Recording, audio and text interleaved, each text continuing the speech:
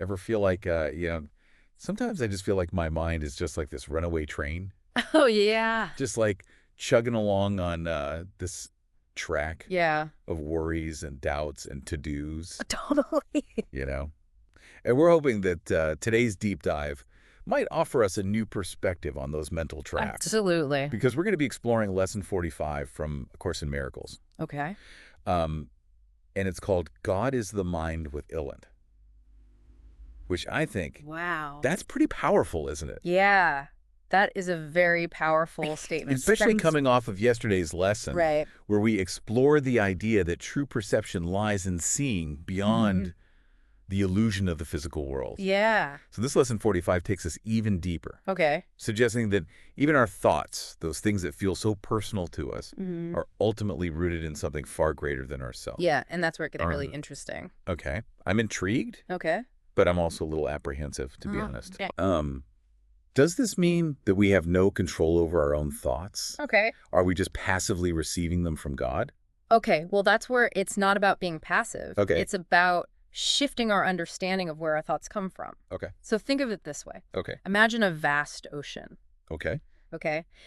Each of us is like a wave on that ocean, Uh-huh. seemingly separate and distinct, Okay. but ultimately we're all part of the same interconnected body of water. So our individual minds are like the waves. Yes. But the ocean itself is the mind of God. Exactly. Okay. Lesson 45 suggests that this divine mind is the source of all creation, Uh-huh. including our thoughts. Okay. It's not about negating our individuality. Right. It's recognizing a deeper level of unity. I see. Our minds aren't isolated. Yeah. They're connected to this boundless source of wisdom, love, and peace. Okay, that's a beautiful image. Yeah. But to be honest, most of my thoughts don't feel very wise or loving or peaceful. How do we actually tap into this divine mind amidst the chaos of everyday life?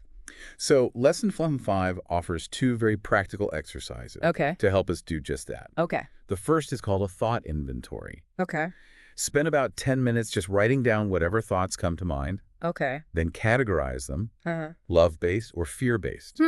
That sounds deceptively simple. Yeah, But I can see how it would force you to become more aware of your thought patterns. exactly. Yeah. It's about bringing a conscious awareness to those often unconscious thought loops Yeah. that drive so much of our experience. Yeah.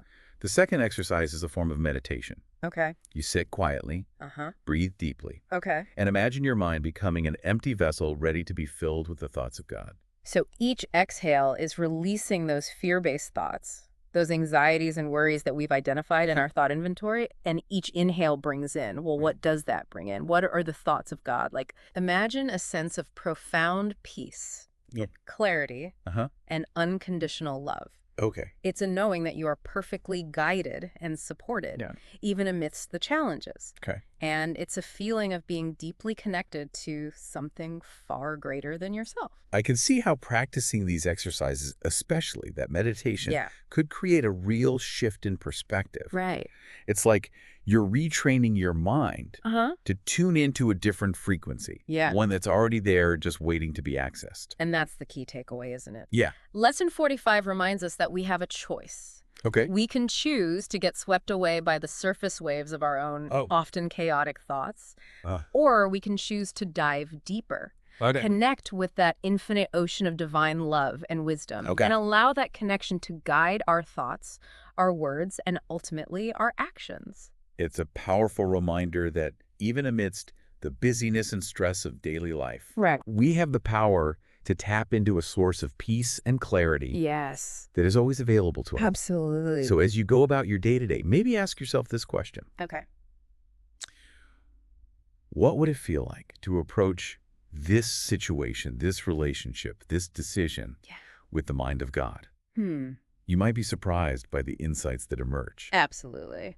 Thank you for joining us for today's deep dive into A Course in Miracles. Thank you. If you enjoyed today's episode, please like, share, and subscribe. Yes. And we will see you tomorrow for the next lesson. Looking forward to it.